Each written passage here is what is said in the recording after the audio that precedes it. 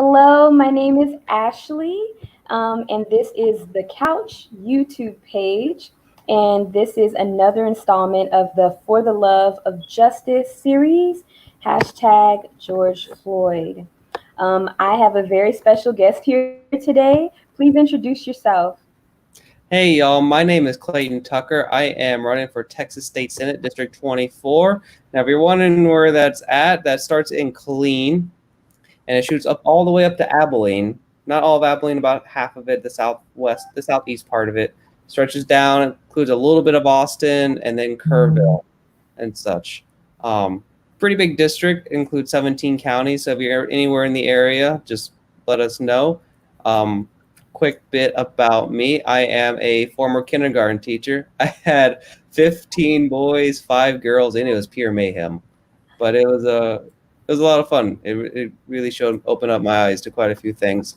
Also, a former water researcher with the National Science Foundation. I've been a political organizer with Jim Hightower and Our Revolution for the last year and a half or so.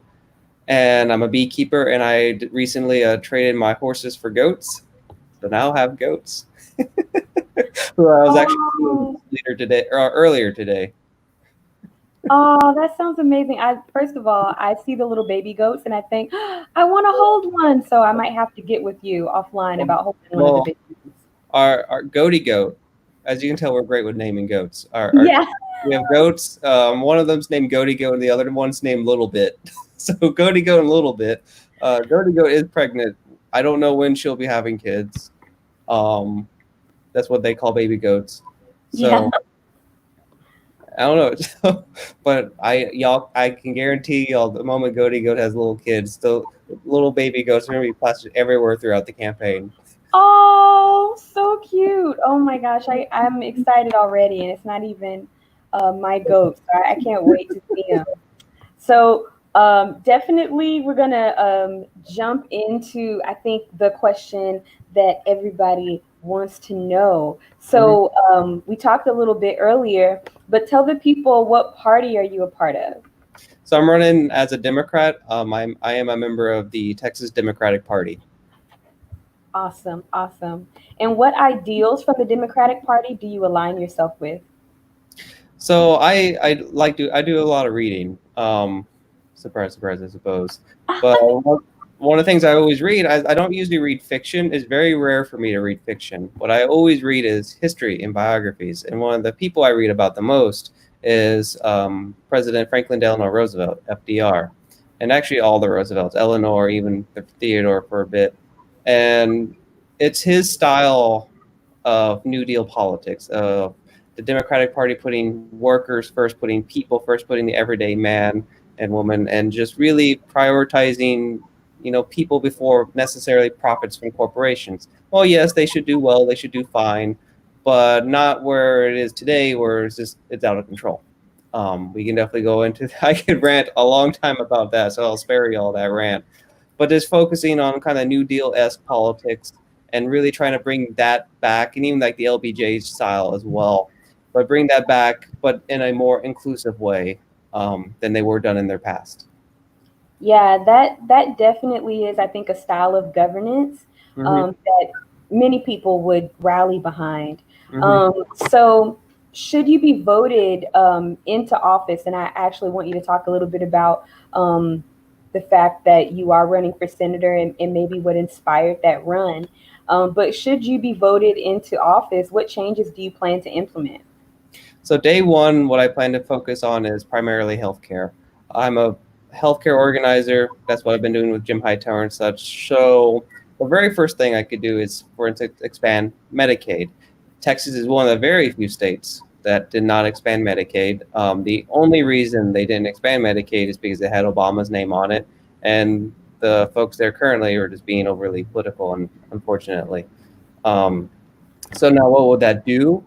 Well, and this is before times, this is before COVID-19, that there were 3.7 million uninsured adults in Texas with over 700,000 uninsured children. And those numbers are up. Like those numbers are up pretty substantially. I don't know exactly where they are now, but I know they're very high. And this is also causing our counties to hemorrhage a lot of money. So I can't quite remember the numbers off the top of my head. Um, but Texas would save in tunes of billions of dollars per year. Or to say Texas actually itself loses $10 billion every single year because we haven't expanded Medicaid. So what would that do for the average person? So let's say you already have health care. That's great. I love the fact that if you already have health care. What it would do for you then is it would actually cause your property taxes to go down. There is a direct relation between indigent care. That's what the technical term of it is. People who don't have health care, we provide it to them for those who aren't able to get it. Um, when the federal government doesn't pay for it, the state certainly doesn't pay for it. So that goes to local city councils, county commissioner, mostly county commissioners, the counties that to pay for it. So that would take the burden off of them, and counties are funded by property taxes. So basically, it helps everyone. That is my day one issue. That healthcare is my number one issue. Um, we could probably have an entire show purely about healthcare, but I'll try to spare y'all all the numbers and details and intricacies. Beyond that, if I can get that bill, get in the Medicaid expansion bill and all the other healthcare bills day one, that's pretty easy. I also plan to very promote the Texas Fair Justice Act. That's very high on my priority list. That's actually number two, my priority list. The only reason I prioritize bills by how many lives I can think they can save. Medicaid expansion will save the most lives. Texas Fair Justice Act will save a lot of lives as well. Um, so that's why that's going to be there, and I'm going to be really promoting that. And I think we'll be talking a bit more about that a little later in the show, about what exactly that entails. And also the third bit is helping Texas move more towards a green economy, which would really benefit Texas, and especially rural Texas, where I'm from. I'm from a rural area. We have more cows and deers than we have people out here in our passes. No, true. I've definitely driven through land passes, and there was a lot of livestock and a lot of wildlife. Oh yeah. So, what are some of the things that the average person should know about how their vote at the state level affects who will be president on the national level? hmm So the general rule of thumb is the more local you vote, the more say that person has over your life. Um, by 9 times out of 10, the state representative or state senator will have more of effect over your life than the president. And 9 times out of 10, your city council and county commissioner will have more effect on your life than anyone else. Um, Not always the case. There are very much exceptions to those rules, but more often than not, that's the case. So if you really want to focus on change, yeah, I mean, we have to focus on president, but that's also not. I mean, the president alone cannot create. If the president was a king, then yeah, the president could do, or king or queen, um, someday queen. Then they could do whatever they want. Then they could really change. One person could change it all, but that's not the system we live in. The system we live in is we have to vote people in the state and people in the local. So yeah, focusing on local will definitely have the power feeds upwards, or the change will feed up. Yeah, that definitely makes a lot of sense. I feel like a lot of people are frustrated with what's going on at the presidential level. And then I also see people trying to change the tides of the way that we think about politics, and just kind of giving out many civics lessons to help people Mhm. understand how this local and the state government actually do have a lot of say in what kind of things that we can expect politically at the national level. And so I understand that you have a campaign academy Mhm. that'll kind of help people better understand civics and politics, and maybe like their role in it all. What's the name of your campaign academy, and what does it do? So it's called Clayton's Campaign Academy. We get 10 out of 10 for creativity on this one. But it's completely free. It's virtual, so you can learn from your couch or from your bed or from being socially distant outside. Um, and we'll just be training folks on a lot of various things. It is we'll have several different classes. I think we have 4 different classes that I can recall right now. Our very first class is this Saturday at I think noon. Um, but the information's on. You can find it on our Facebook, Clayton Tucker for Texas, and just go to our events. You can find it there. You can send us an email, and it's also if you go to our website tuckerfortexas.com, find /events. You can find it there. So the very first class will be about what offices you can run for. Like what does a city council do? What does a county commissioner do? Why are they important? For instance, county commissioners control basically the entire county. They hold the piggy bank for the entire county. So if you are upset with your roads, if you are upset with not having sidewalks, or your sidewalks are falling apart, or just anything like that, chances are that's going to be a county commissioner thing. Now, and there are cases where the city actually owns it, so that could also be a city thing. Um, so just focusing like more, we'll be focusing why they're important and also how to run, because that information is not really easy. So let me use this as an example. If you want to, let's say you want to run for office, great, you absolutely should. You have to make sure you file the paperwork before you announce, because if you announce, say like, hey, I plan to run for Senate District 24, but you don't file the proper paperwork, you technically broke the law. Wow. And they don't explain that. So, and I didn't even know that when I was first running. And I've been working in politics for years. So, and there's so many forms, and you're like, okay, well, do I fill out this form? Do I fill out that form? And they'll give you a form, but then they don't tell you like only half of that form you actually have to fill out. The other half you don't, and they don't explain it at all. And it's a whole complicated mess. It's like Texas tries to make it hard, unfortunately. So we'll be kind of going through that process of what do you need to do, like what offices there are to run for, how to run for them. I know other classes will be like, how do you fundraise, how do you do field in this case. When we say field, that's like phone banking, like making phone calls. That's like knocking on doors, block walking. How do you do that? What's the technology? What's the science behind it all? So yeah, I mean, again, it's all free, it's all virtual, it's open. It is slightly geared more towards, I'm 29, so it is geared more towards my generation, the millennials and Ys. But we're not going to turn anyone away. Well, if you're a fascist, we'll probably turn you away. But so long as you're not that, you'll probably we're fine, and you don't even have to be in district. It's open for folks. Awesome. And so, how much does it cost? Oh, it's free. We're not charging anything. We will be asking for your email and phone number, though. That's what we'll ask. Because we'll need to get in touch with you and send you the links. It will be over Zoom, I believe. So it's all virtual. Oh, okay. So that's really awesome. All you need is internet connection, and you'll exchange a little bit of information, but get a lot of free information and training, and that's really important.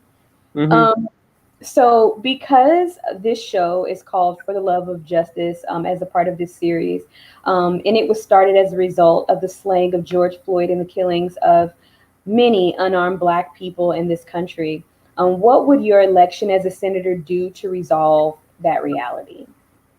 Well, it would be a major step forward. The reason I say that is, I would become one member out of a body of 32 state senators.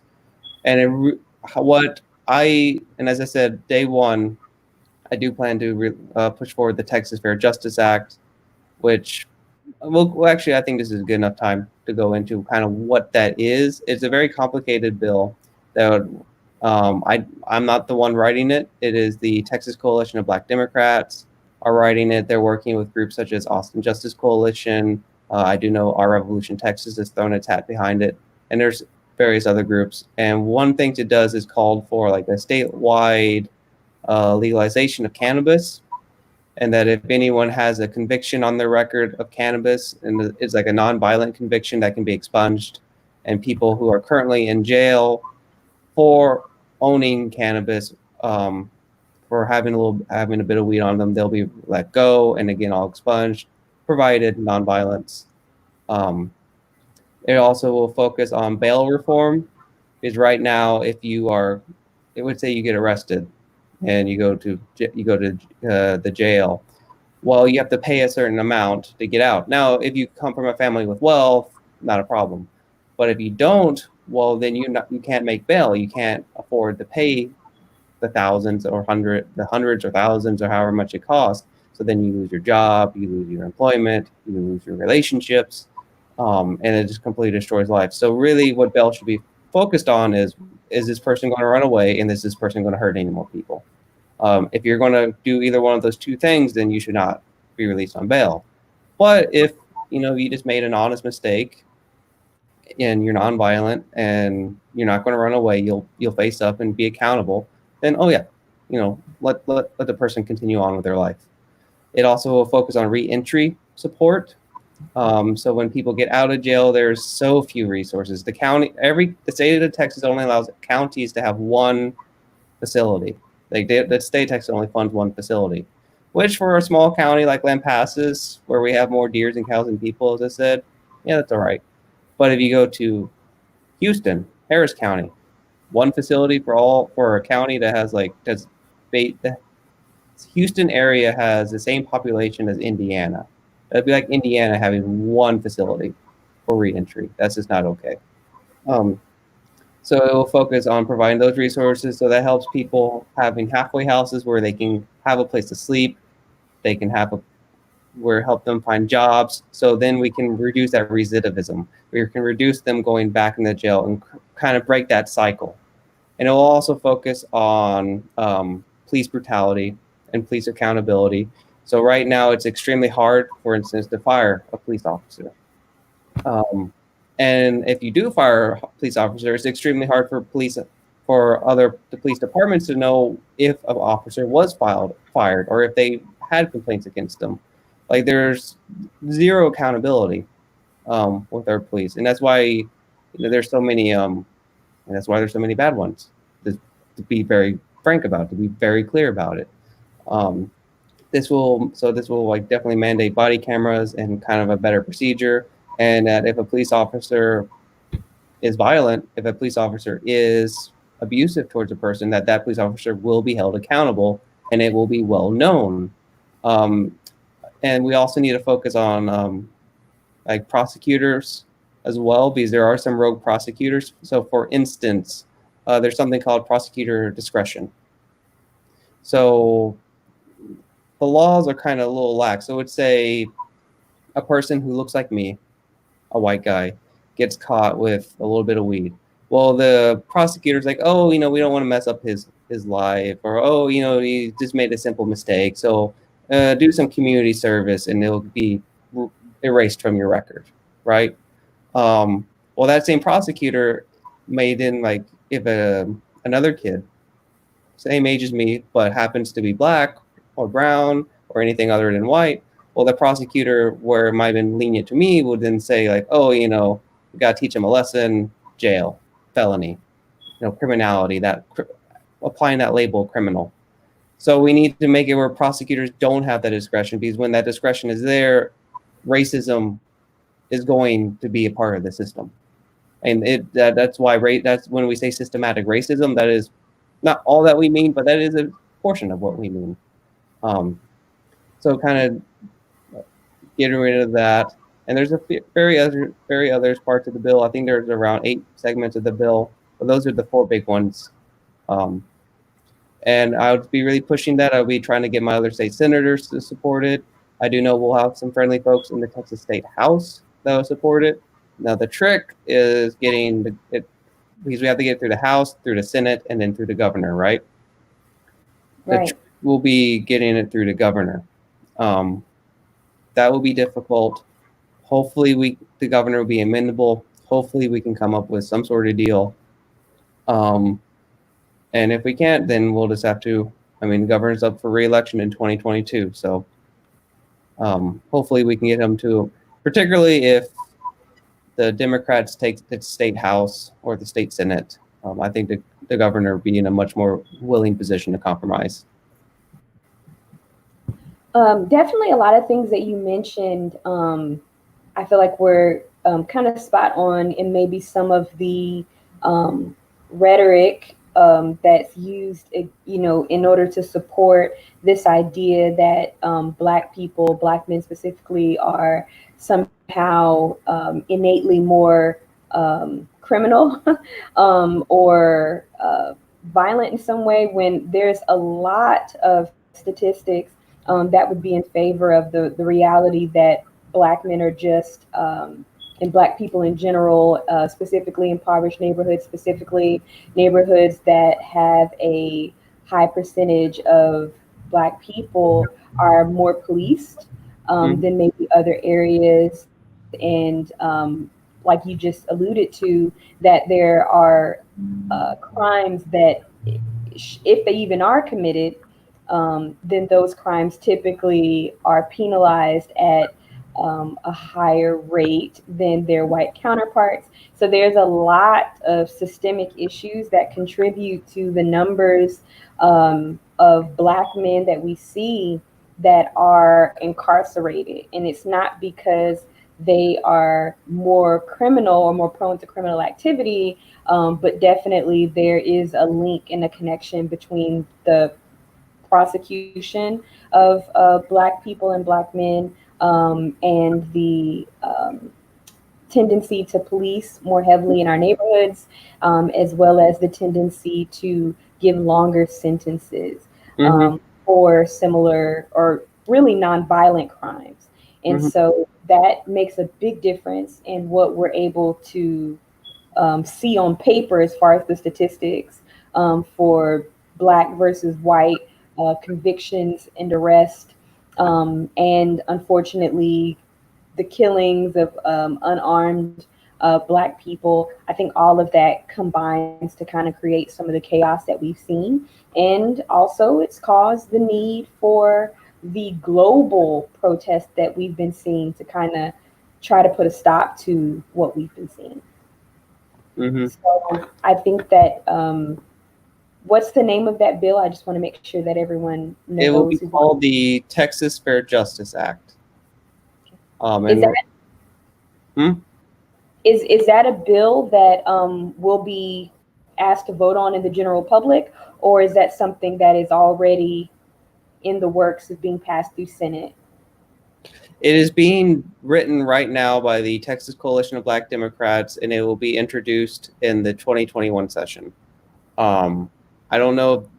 I mean, the way for the general public to vote on it is just vote for the candidates that are pro it. Just ask your candidates, ask your state house, your state senate, like, hey, what do you think of this? If they say they support it, then vote for them. If they say they don't, or they don't give you a response, then try not to vote for them. So I don't think any. Well, I mean, there is ways it could be done through a proposition. I don't know how much. I don't know how much power that would have. I mean, it would make a statement, but we want to create like change laws. I think we would have to go through just vote on the right people, regardless what party they're in. Um, so. All right, and then lastly, and I know this wasn't this is a kind of curveball question, but what can the regular everyday citizen do to affect change through legislation? What is that process? Mm-hmm. Very first thing and the most fundamental thing is to register to vote. Not just that, but make sure your friends are registered, make sure your family's registered, and then after you're done registering, make sure you actually vote. Um, because right, Texas has such a low voter participation rate, has such a low voter turnout. So we really have to turn that up. We really have to get people out and voting. So let's say you're doing that. Let's say you made a plan to vote. You're going to be voting. That part's covered. What to do next? Well, you can easily start volunteering for various campaign. You can volunteer for campaigns. You can volunteer for various groups, like education groups. NAACP, LULAC, Our Revolution. I know they all less NAACP because I don't. They're not a PAC. They're a 501c3, which legalese means they can't get involved in partisan politics. Is what that basically means. But you can get involved with these various groups. Sunrise Movement, if you care about the environment, and then you can start kind of promoting it, just checking up on your neighbors that like, hey, y'all know it's ready to vote. Hey, you're ready to do this. So you can get involved with campaigns. You can start running for office yourself, and really just and also keep up the pressure. You can call your Congress critters, your state senators, your state representatives, U.S. senator, and tell them, I support this, and I want you to support it too. And it's really easy. They really do like hearing from their constituents. So there's an issue you really care about, protect the environment, provide universal health care, police accountability, whatever issue it is, call your representatives. Leave them a message, leave a message with their office, send them an email.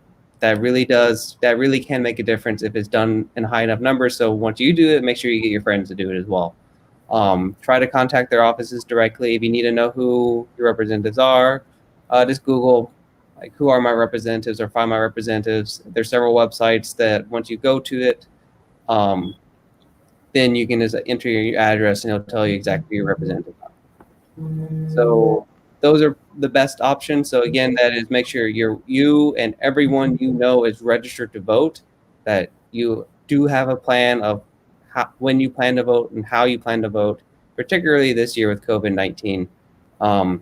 And then get involved with a campaign, with a civics organization that will promote the issues you care about the most, who will continue converting hearts and minds, that will continue mobilizing folks to get out there and to build power, essentially. And of course, call your representatives to tell them what you think. Awesome. Mm-hmm. Well, thank you so much for being a part of the show today. This was very informative, and I really believe that even as people watch the replay, that they'll be able to get a lot of information about how they can be more involved and prevent hashtags like George Floyd and the other who have been victims of police brutality. And so I want to thank you again for your participation. Did you have any parting words? Y'all can learn more if you like what I'm saying and you want to get involved with my campaign or just keep an eye on me. You can just go to tuckerfortexas.com. It looks like there's also our Mobilize link. So if you go to mobilize.us Tucker for Texas, you can find our events, or at least, you can find all our events on Mobilize. You can also find us on Twitter, just Tucker for Texas, Facebook as well. Just search Clayton Tucker. Y'all should be able to find us pretty easily. And yeah, just if y'all have any questions, always feel free to reach out. And again, thank you so much, Ashley, for having me on today. I really do appreciate all that you're doing, because this stuff is important and we have to get involved. We all have our parts to play.